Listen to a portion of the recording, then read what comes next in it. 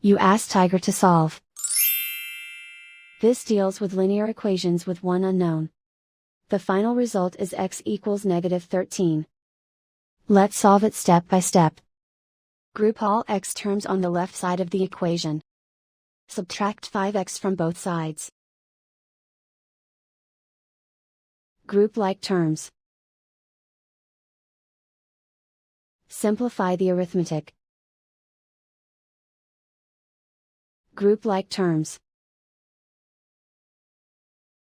Simplify the arithmetic. Group all constants on the right side of the equation. Add 7 to both sides. Simplify the arithmetic.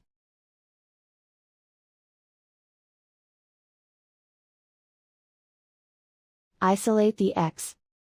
Divide both sides by -2. Cancel out the negatives. Simplify the fraction. Move the negative sign from the denominator to the numerator.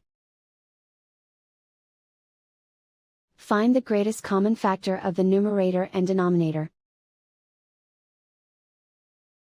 Factor out and cancel the greatest common factor. And so the final result is x equals -13.